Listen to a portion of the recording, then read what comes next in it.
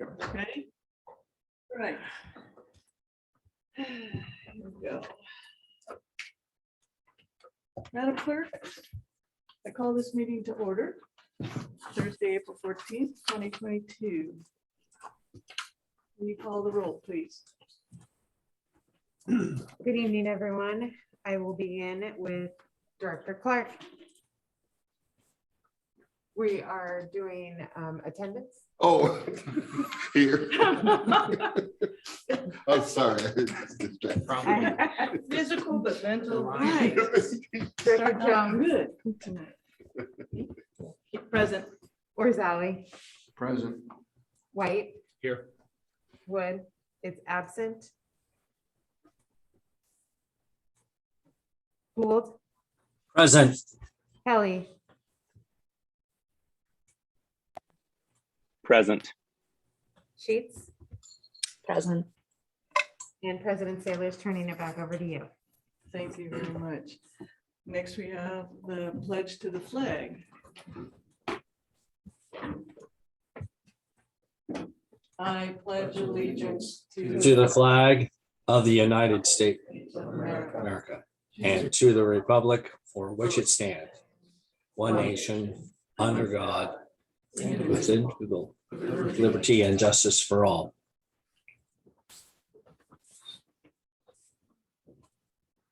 And here comes Director Wood.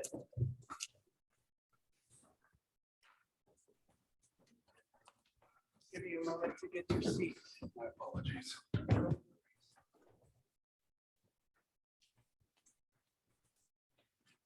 Next is the Metro Cable announcement. The open session meeting is videotaped for cablecast on Metro Cable 14, replay on Sunday, April 17th at 12 noon, and Monday, April 18th at 6 p.m. on Channel 14, webcast at metro14live.saccounty.net. We now have the public opportunity to discuss matters of public interest within district jurisdiction, including items on or not on the agenda. Madam Clerk, do we have any speakers? There are no speakers here in person. Art, could you please unmute our virtual participants? Yes, attendees, you have the ability to unmute yourselves if there's anything you'd like to present to the board at this time, please.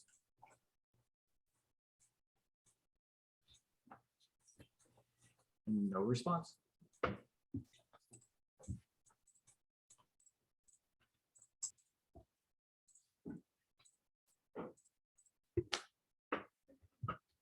All right, thank you, Art. We have no speakers out there tonight. Moving on to the consent items. Do we have any questions on the consent items? Madam Chair, I so move. Second. We have a motion and a second. Will you call the roll, please? Director Gould, Aye. Orzali, Aye. Wood, Aye. Sheets, Aye. Kelly, Aye. Jones, Aye. White, Aye. Clark, Aye. and Sailors. Aye. Motion passes. Thank you. Next up, action items. The first one, ratification of resolution to extend teleconference of board meetings, Government Code 54953E3. Do we have any questions? I'll take a motion in a second. Make a motion that we adopt the ratification of resolution to extend teleconference of board meetings. I will second that motion. Thank you. Will you call the roll, please, Madam Clerk? Yes, Director Gould, Aye. Orzali, Aye. Wood, Aye. Sheets, Aye. Kelly, Aye. Jones, Aye. White, Aye. Clark, Aye. and Sailors. Aye. Motion passes. Thank you. Our next item on the action items, number 2, is the dissolution agreement for the California Fire and Rescue Training Authority, CFRTA, Chief Harms and General Counsel Lava. I'll start. Okay. Good evening, directors. Thank you for having this item on here tonight. In June of 2021, OES notified the JPA of their intent to dissolve the JPA. We have worked over the past year on both the legal side of it, the logistical side, long-term documentation that needed to be retained, along with a number of employee matters as we move forward with the dissolution. General Counsel John Lavra has been very involved in the, I would say, the legal side of it, and making sure that all of the agreements, whether it would be our lease with Zinfandel or a property lease or the overall dissolution, was put together an agreement for moving forward. And then I'll turn it over to John now for the final part there. Okay, thank you, Chief. And just to back up a little bit, this board has previously approved the notice of withdrawal by Metro Fire as a member from that JPA. So that notice of withdrawal, coupled with the state Cal OES's notice of withdrawal, resulted in a termination of and requiring dissolution of the JPA under the terms of the JPA contract. So once the board gave approval to that notice of withdrawal, the counsel for the JPA hired outside counsel to represent them in connection with wrapping up the affairs and terminating the agreement. And so the first thing they did is look at the lay of the land and advise that a dissolution agreement be put in place to control the procedures for wrapping up and terminating the JPA. And so that's what we've been working on for the last 3 or 4 months or so on the legal side. And what we have before you tonight is the dissolution agreement that has been agreed to by counsel for all of the members of the JPA and the attorneys who are advising the JPA on the dissolution agreement. Cal OES has voted and approved. Let me back up. The JPA has voted to approve this dissolution agreement, but it's subject to approval of the legislative or executive boards of the JPA members. So in that regard, Cal OES has approved this. The Sacramento City Council approved this dissolution agreement on a Tuesday night.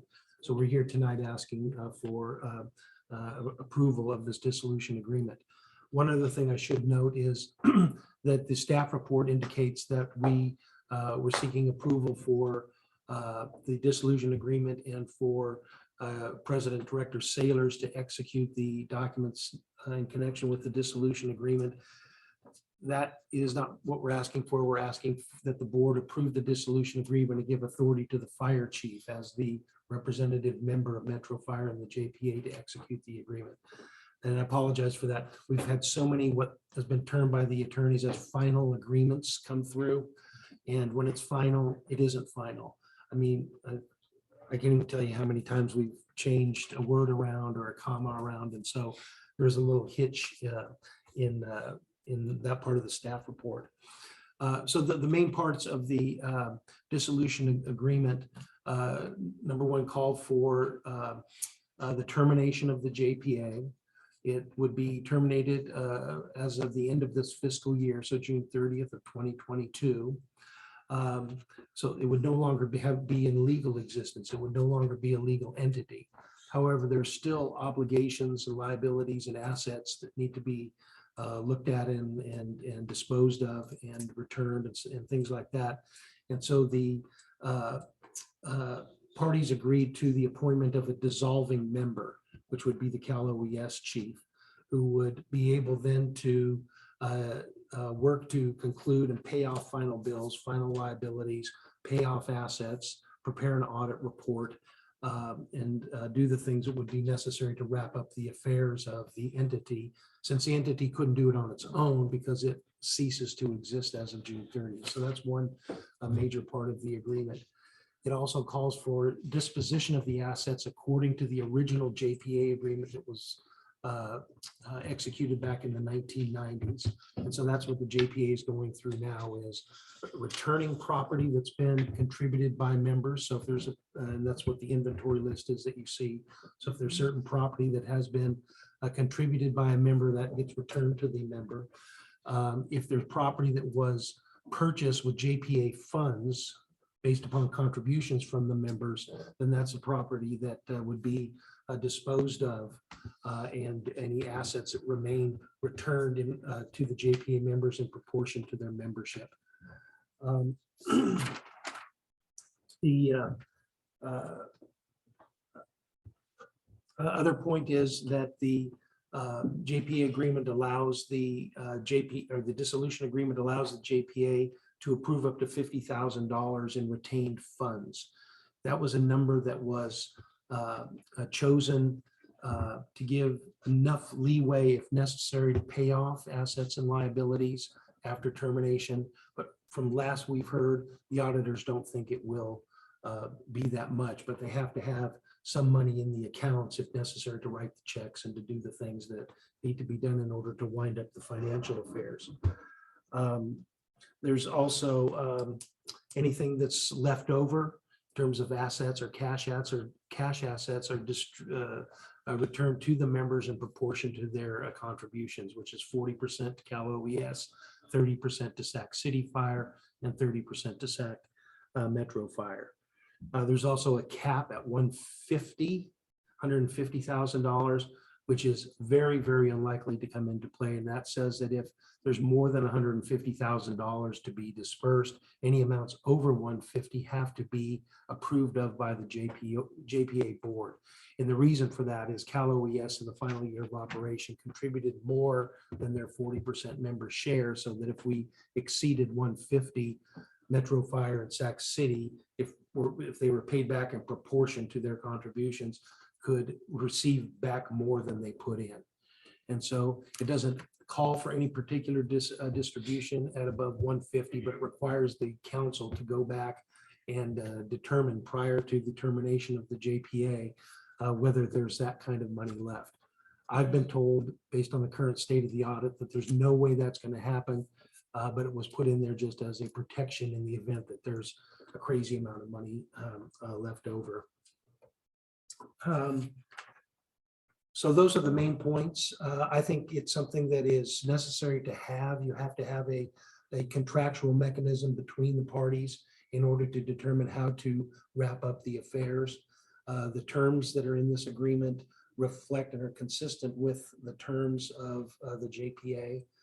One other point, there would be a wrap up of the 50-year lease on the Zinfandel property. And that's really not going to be of too much of an effect, because the terms of that lease agreement state that in the event of dissolution, that lease agreement terminates on notice. And so the parties have given notice that the dissolution is happening. And so there was a safety valve kind of written into that lease agreement that, hey, if this thing dissolves, don't come back to look at the members for 50 years of whatever remedy might be available if there's a dissolution. If the JPA had continued to exist and there were amendments to continue its legal existence beyond the date of this dissolution, it might be another matter. But with it being dissolved, taking care of that Zinfandel lease has become really a pretty straightforward issue. So I've gone over these terms, reviewed the terms, met many times with all of the attorneys, and I believe the contract is in order, and it's our recommendation that the board approve the dissolution contract and provide authority to Chief Arms to execute the agreement. I can answer any questions. Are there any questions from any board members? Madam Chair, I have a quick question. Go ahead, Director Gould. Thank you. John, has anyone considered doing some kind of an after dissolution review?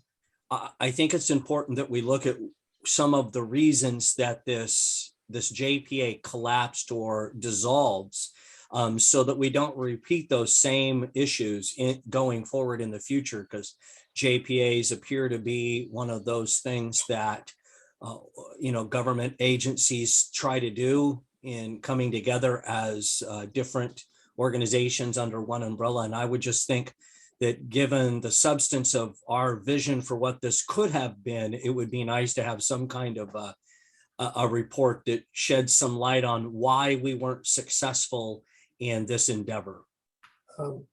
I can answer that question in two parts, and maybe Chief Arms knows more about the background of how this came to be. First of all, under the original JPA agreement, the JPA was going to cease to exist as of 2027. So that was the term that was originally written in back in the 1990s as to the length of time the JPA would exist. Now that could have been changed by amendment, but that was something that is written into the contract and exists as of now. Number two, the dissolving member Cal OES is required to provide a final audit report so we can see, at least from a financial standpoint, how things ended up and what the financial condition was and how the assets and liabilities were handled. That will happen as soon as reasonably possible, no later than December 31st of 2022. I'm not really privy as to the thing. This was really started by Cal OES. When Cal OES was going to pull out their 40% interest in the JPA, that kind of was the first domino that fell. I don't know, Chief Harms may know more about Cal OES's thinking, which started the process, but I'm not able to speak to that. I think there's two sides. Is one, Cal OES has decided to go in a different way, and they are moving forward with that. There is not something to bring together right now to have a discussion at the table, or do I know if there's any interest from the other parties? I will say from the fire side of it and in the region, what we have is the Sac County Fire Training Group pulling together and looking at not just what we had in the JPA, but what is in the JPA, and then the classes that are being offered, whether it's in El Dorado County or in Yolo County, and truly coordinating that we're not duplicating the classes that are out there. Right now, there is the exact same classes within 2 weeks of each other being offered in a number of places. And so the goal now is to, without Cal OES, is the fire service here locally, looking at the needs and the training needs, and really the training that was provided by the JPA, and making sure that there is not a gap in the future as we move forward. Thank you. Director Kelly. Yes, either Chief or Mr. Labra. My question is revolving around ownership of the property at Armstrong, or excuse me, the ownership of the property at the training center is located on. Does the district still retain controlling ownership rights of that property, or are there others that believe that they are entitled to ownership of certain areas of the property? The ownership of the property will revert to, entitled to the property reverts to the district, Thank you. along with the fixtures.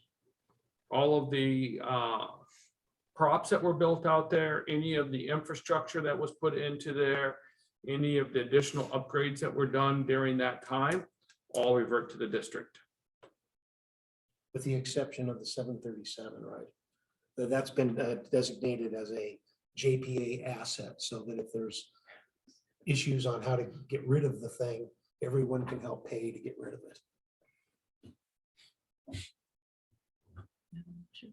Go ahead. No, go.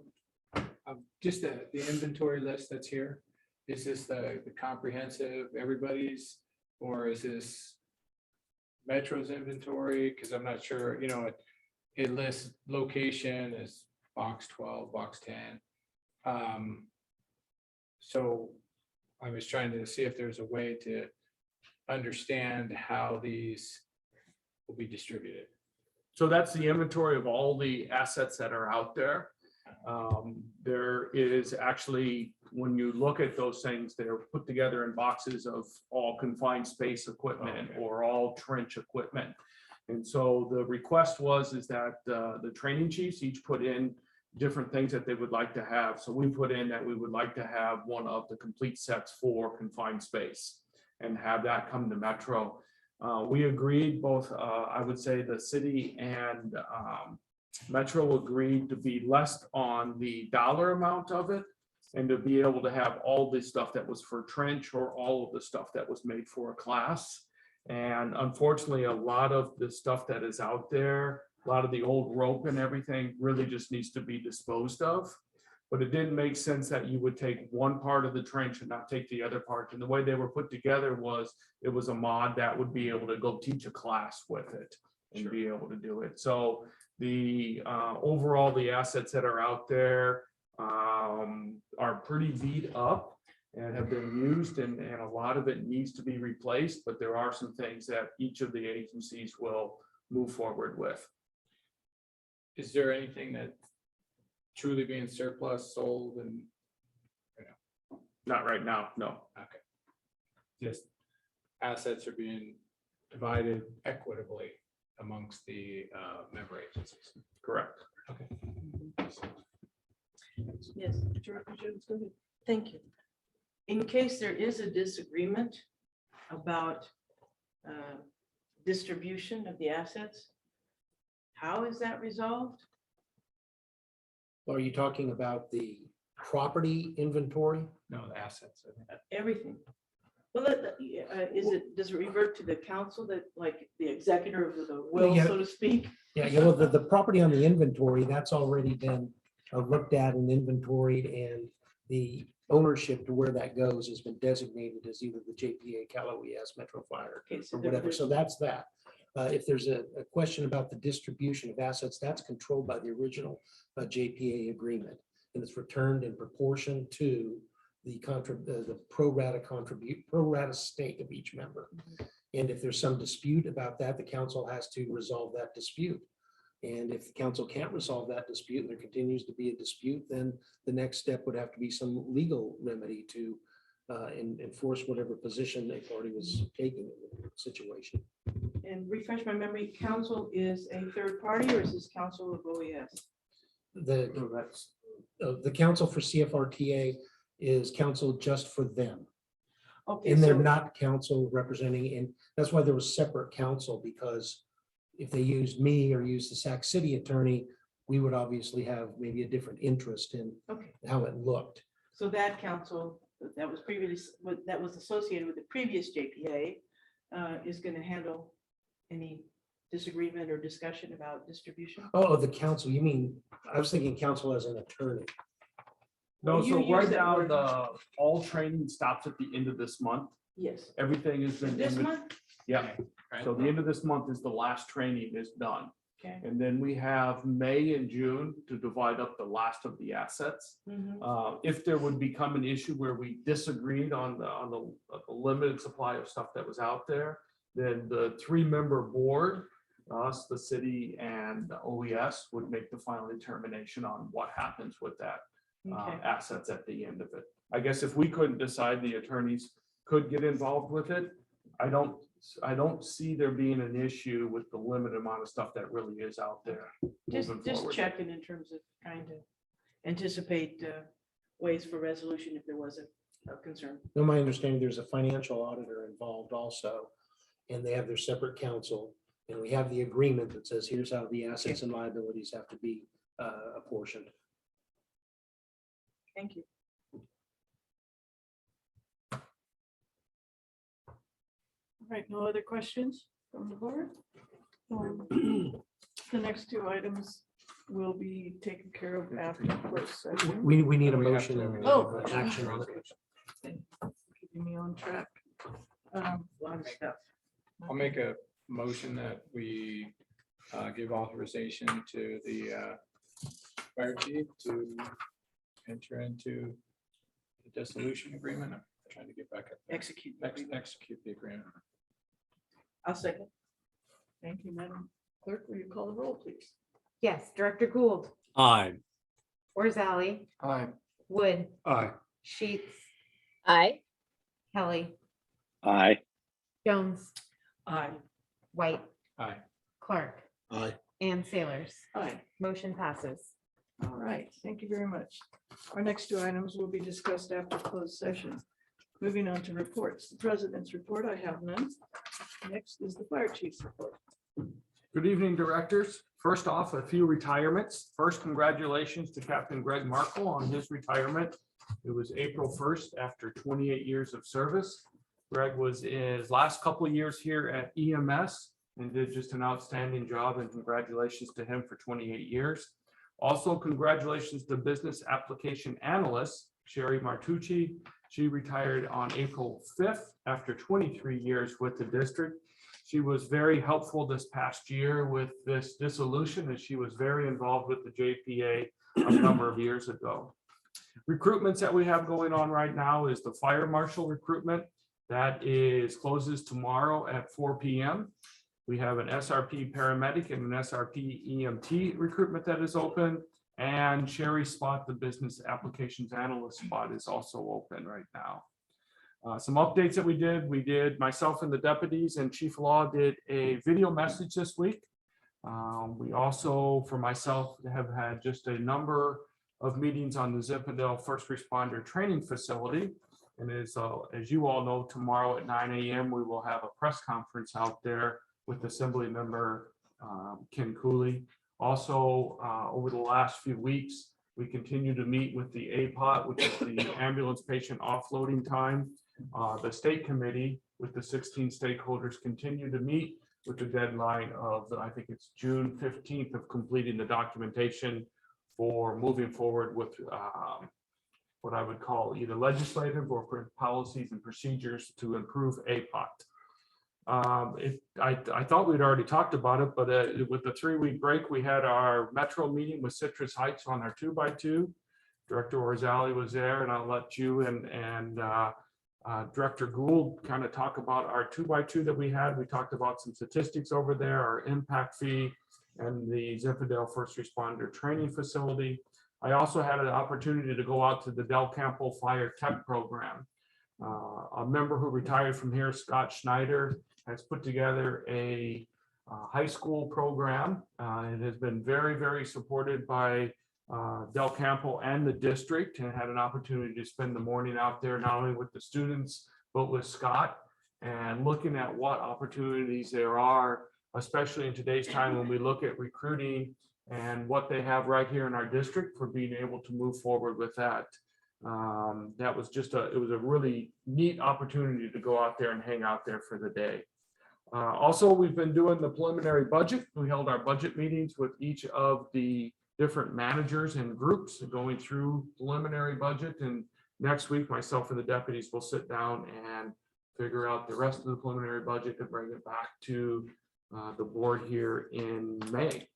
And finally, myself and Ty and Tyler went over on the 11th to the dispatch center and cooked breakfast for the dispatchers. This week is the National Public Safety Telecommunications Week.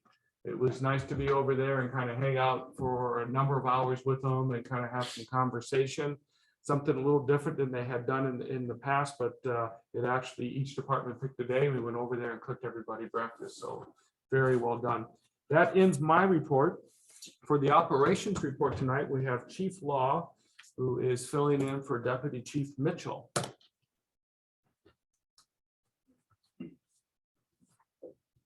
Good evening, directors. I'm Barbie Law. I'm your assistant chief in the EMS division.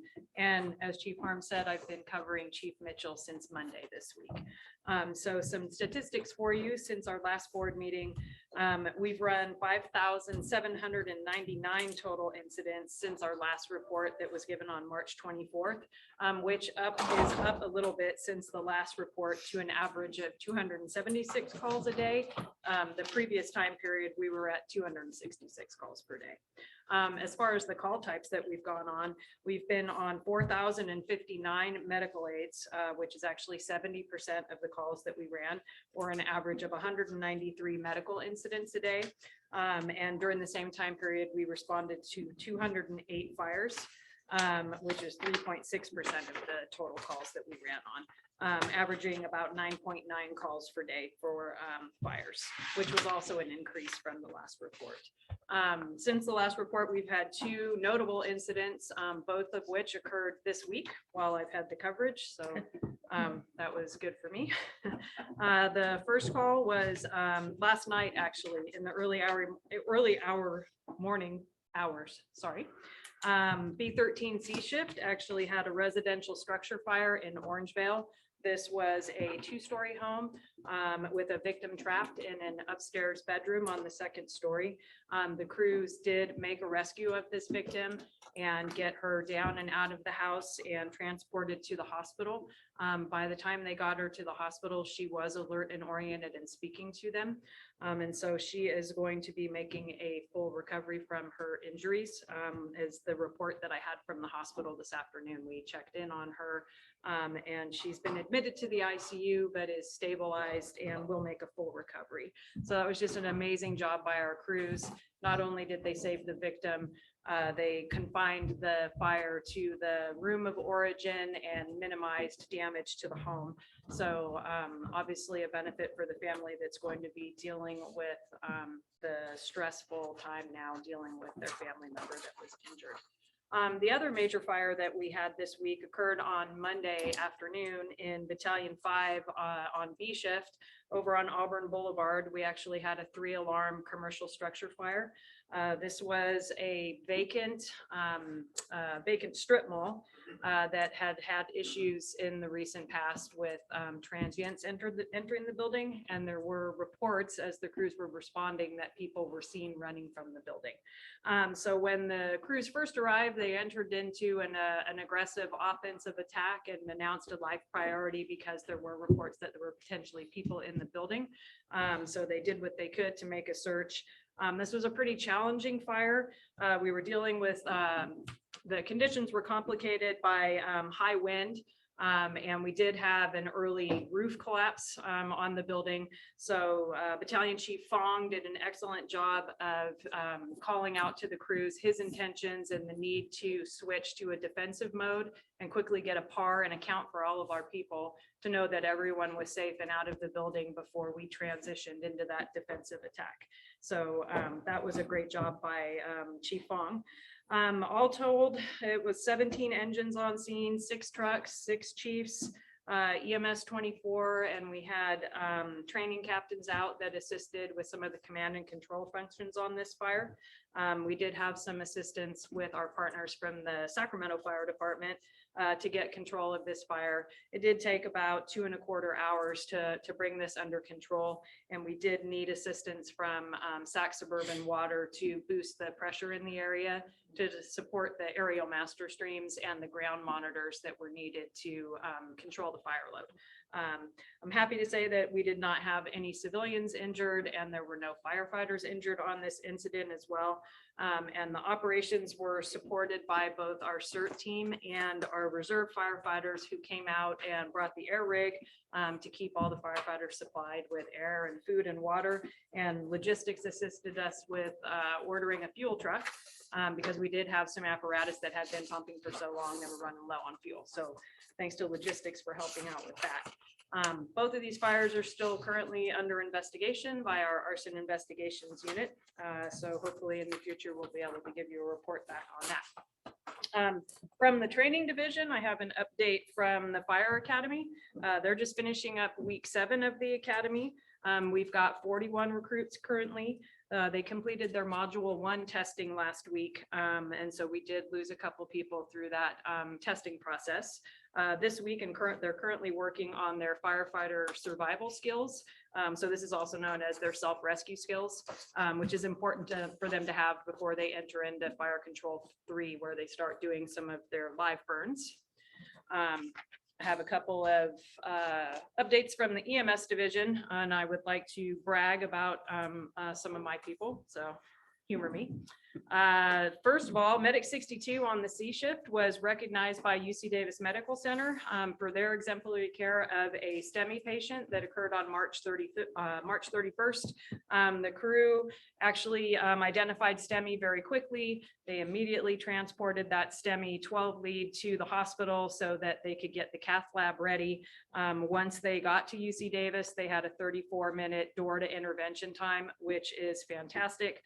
They were able to go in and do an angioplasty and completely clear a clot for this patient, and she has made a full recovery. So we are working on a full commendation for all of the members that were on that call that participated in her care and this positive patient outcome. We have finished up getting our 90 new cardiac monitors and defibrillators are now out and deployed in the field. I wanted to say big thanks to Captain Joe Schmidt. He actually was instrumental in helping me get all of these monitors configured, and we spent, we had blocked 5 days to get the equipment out, and with his help, we were able to get it done a day and a half sooner than we thought. So everybody has their new equipment and that's working well. I also wanted to thank retired Captain Greg Markell. Greg really worked hard with Aaron Castleberry on all of the background work to get the AFG grant. So without the research and the work that Greg did on that, Aaron wouldn't have been as set up for success as she was. So thanks to both Captain Schmidt and Markell. Last project that we completed during this last cycle, we successfully implemented our new electronic narcotic tracking module in Operative IQ. Captain Scott Shield actually did all the work on this. He took this project on last July and actually went out for user training and then completely configured our program and rolled that out. We swapped out all of our narcotics in the entire system all on April 1st. So this is going to provide more efficiency for us in tracking and knowing where the medications are and assisting with swapping things out for better inventory control, so we don't have medications that we've paid for expiring and having to be reverse distributed. So for me, this is huge. It's what has been on my bucket list for the last 3 years since I've been in here, to get us off of the paper tracking system. So kudos to Scott for all the work he did on that. He was able to bring it across the finish line. Last update is from Special Ops. So first from Special Ops, our CERT team completed a basic entry-level class on April 9th with 7 new members.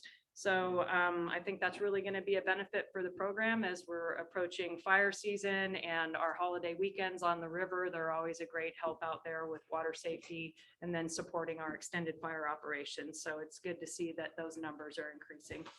CERT, as I mentioned before, was also able to help on our 3-alarm fire on Monday, but they were also prepared to assist with the wind event that was expected on April 9th, but they were actually not required, so that was good.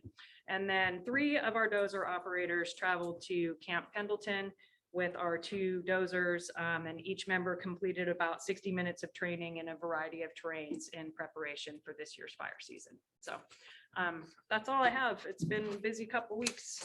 Does anyone have any questions for me? Questions? Okay.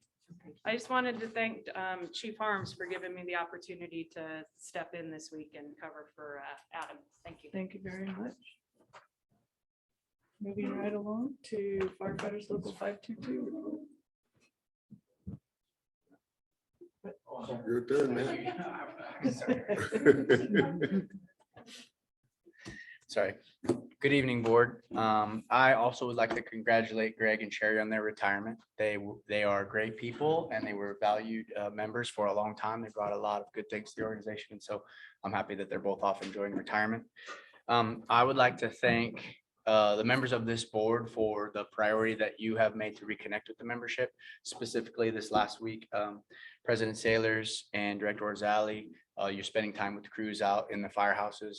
I got a lot of really positive feedback, so thank you for that. It's been a while since we've been able to do that with a lot of the challenges we've seen over the last 2 years. So kind of to that tune too, many of you may not know, but we do a thing now called Mocha Mondays. So every Monday, myself and the directors are trying to connect with the membership geographically throughout the district.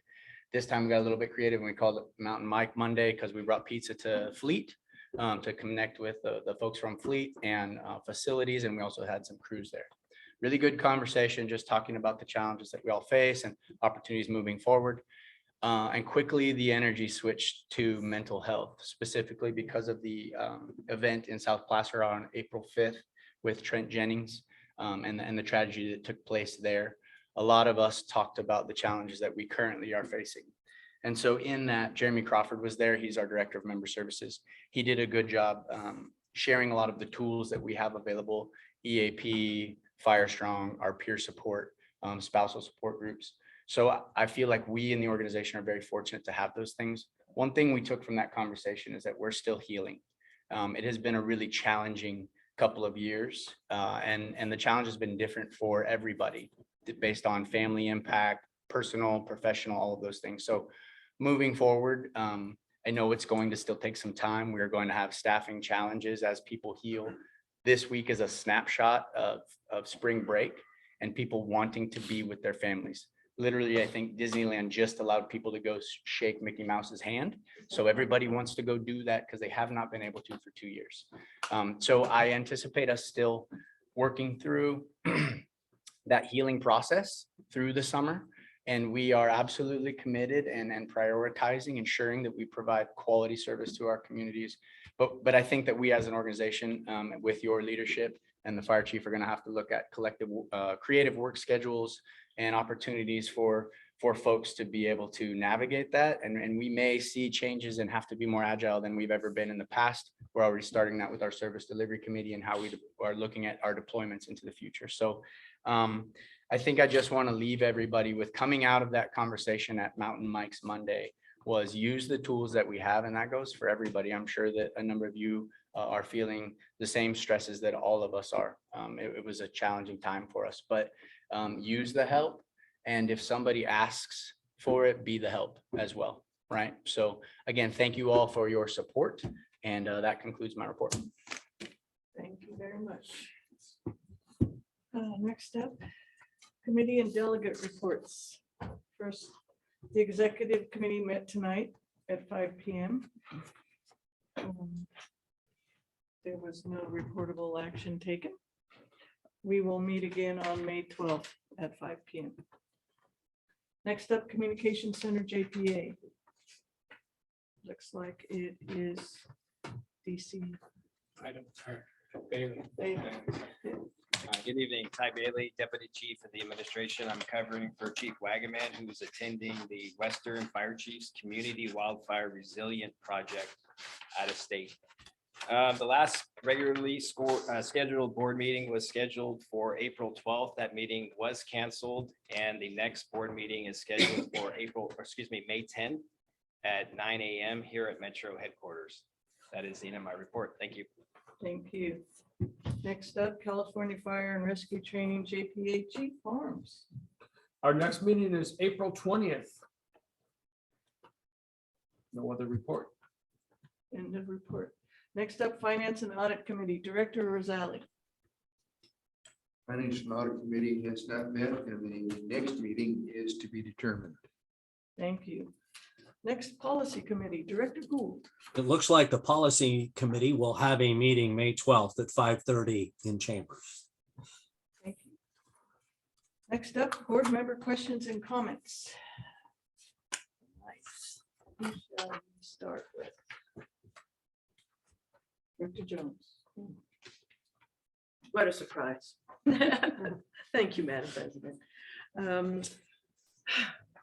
Congratulations to all the folks on the retirements, and best of luck in the future on that. I also did attend 2 of the 3 preliminary budget meetings. It was very informative and a good chance for interaction with more and more of our members, both civilian as well as sworn. And I appreciate everybody's efforts and time to contribute to those discussions. It's very informative. And looking forward to tomorrow at 0900. We'll keep our fingers crossed. Thank you. Next up, Director Kelly. Well, I guess I would have to say that it's a sad thing to see the JPA go away. Was involved with that for a fair amount of years. Thank you for your report, Ms. Law, and everybody have a good rest of or a good Easter. Excuse me. Thank you. Next up, Director Sheets. Good evening. I too wanted to congratulate the retirees. I wish them the best of luck. So proud to hear and not surprised about the exceptional care that was delivered for our STEMI patient, and no doubt contributed to her survival. So I love hearing that, and 34 minutes is absolutely incredible. So well-deserved accommodations for the crew. And I also would like to wish everybody a safe and happy Easter. I hope you do get to spend time with your family, and thank you to the crews who will be working and unable to spend time with their family. That's all. Thank you. Director Wood. I just want to thank Chief Law for her report, and I'm glad to hear that the medics that were involved in that UC Davis transport are getting recognized. I do hope that there's some recognition given to the crew that worked on that Orangevale fire and helped out that patient as well, that they deserve to be recognized for their work. So thank you. Thank Thank you, you. Madam Chair. Thank you. Director Rosali. Thank you. Just briefly, I did have the opportunity to meet in the station with some of our firefighters, and it was really nice to be able to get back and have that personal contact. I admire the sense of purpose that they exhibited and their interest in trying to understand what happens in our little puzzle palace. So that was a nice event, and I appreciate 522's efforts in putting that together for us. Thank you. Thank you, Director Rosali. Director Gould. Thank you, Madam Chair. I just want to thank everyone for their excellent reports tonight. Chief Law, you did an exceptional job. A lot of information there tonight, and you kept us engaged. I also would just encourage all of us that when we use medical acronyms, that we help our public understand, because this whole word of STEMI's probably got some people fairly curious tonight of what a STEMI patient is. Anyway, there's still a lovely human being that's being transported for a cardiac event. But anyway, thank you very much for all the work that's been done this last couple of weeks, as was described tonight. And I'm very grateful that our leadership is making decisions on the fire ground and in other locations that keep all of our men and women safe. I think that's a very sharp thing to do. And I'm glad that there's that critical thinking ability. Thank you, Madam Chair. Thank you, Director Gould. Director White. Okay, well, first, I also want to acknowledge the good work of the crews regarding the level of care that we provide, advanced level of care, and their ability to integrate well with hospital staff and achieve the best patient outcome we could hope for. Also, this last week was the Fire Districts Association of California conference in Napa, and the conference concluded with a discussion of past, present, and future fire service. And it was a 2-panel discussion with former Fire Chief Kurt Hinkey and firefighter paramedic Ian Brady.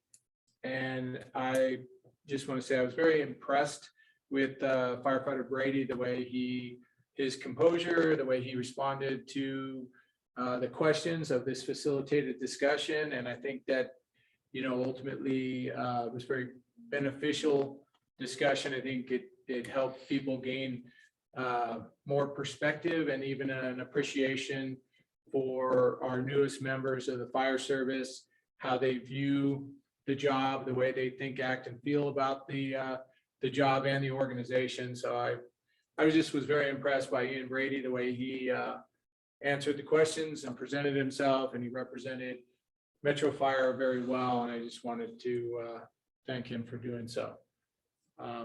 With that, I also,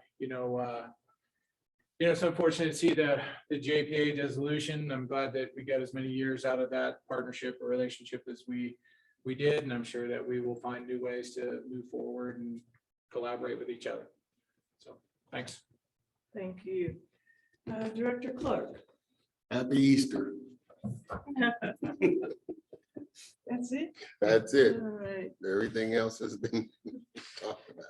I too would like to express my congratulations to the retirees and thank Assistant Chief Barbie Law for her wonderful presentation. That was very detailed. And I too express sadness at the dissolution of the JPA.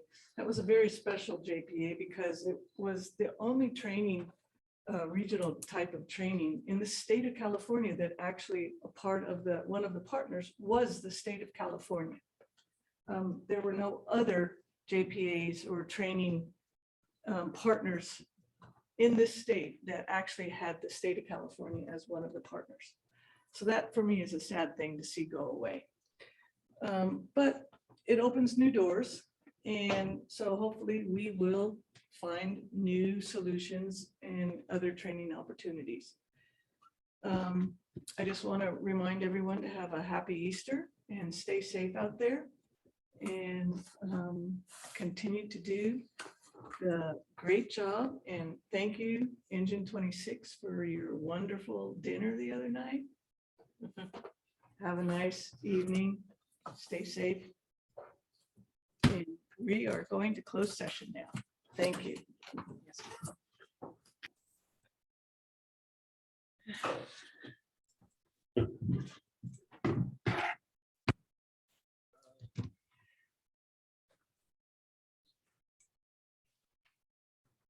All right. Can we sit in the wrong chairs? No, we're in. All right. Pursuant to California Government Code Section 54956.9, concerning two matters of industrial disability retirement, I'm looking for a motion and a second on the Joseph M. Reyes. Director Sealers, if I could say, Go ahead. before you do that, Okay. let me report out that those two matters in concerning the industrial disability retirement issues for Joseph Reyes and Roy Rudd were considered in closed session. No reportable action was taken in closed session, subject to motion and action in open session here. Also on item number 2, the board met concerning the 910 claim of Kayla Kalan. The board took action and determined or decided to deny the claim and refer the matter to its insurance pool. And the board also met in closed session with its labor negotiators for the negotiations involving the employee organizations listed in the closed session agenda, and no reportable action was taken. Thank you. Thank you. All right, I'll entertain a motion in a second. You did separate though, right? Yeah, we're in We the do it first. separately. Yeah, Separate. Yeah, for. For Joseph Reyes. yeah, for Joseph Reyes. And I'll second Director Clark's Yeah. recommendation for Joseph M. Reyes. Okay, thank you. Madam Clerk, roll the call, please. Director Gould, Aye. Orzali, Aye. Wood, Aye. Sheets, Aye. Kelly, Aye. Jones, Aye. White, Aye. Clark, Aye. and Sailors. Aye. Motion passes. Thank you. Concerning the item 3-B, Roy Rudd. I'll take a motion in a second. Madam Chair, I move that we follow staff's recommendation and determine Rudd is not eligible for an IDR. Second. Madam Clerk, will you call the roll, please? Director Gould, Aye. Orzali, Aye. Wood, Aye. Sheets, Aye. Kelly, Aye. Jones, Aye. White, Aye. Clark, Aye. and Sailors. Aye. Motion passes. Thank you very much. And that is, the meeting is adjourned for tonight. Thank you very much. Everyone have a happy Easter. And Thanks, see you Madam next Chair. time. Thank you. See you in a moment.